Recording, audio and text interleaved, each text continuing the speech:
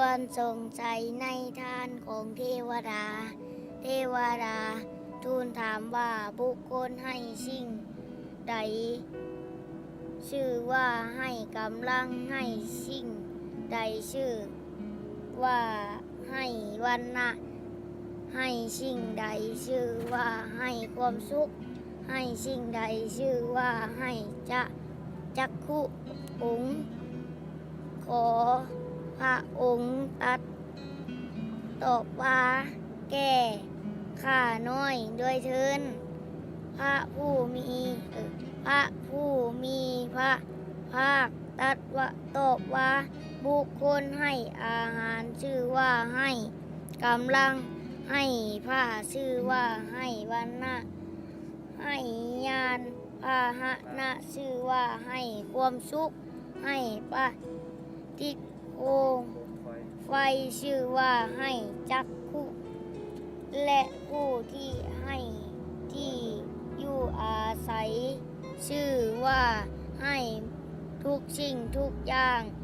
ช่วยผู้ที่ทำสอนทำชื่อว่าให้อามาตะเทวดาทูลถามว่าส่วนพวกใด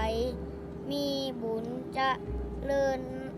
ในการทุกเมื่อทั้งกลางเว้นและกลางคืนส่วน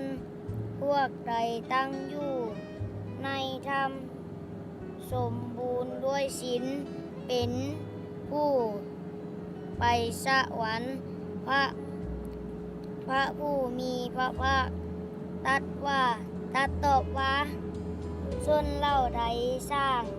อารามปลูกต้นไม้สร้างขัวและชนเผ่า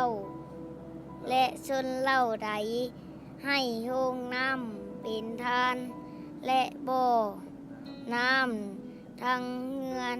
ที่พักอาศัยชนเล่าใดยอมมีบุญจะเลินในการทุกเมื่อทั้งกลางเว้นและกลางคืนชนเล่าใดตั้งอยู่ในธรรมสมบูรณ์ด้วยศีลเป็นผู้ไปสวรรค์ขอเจริญพร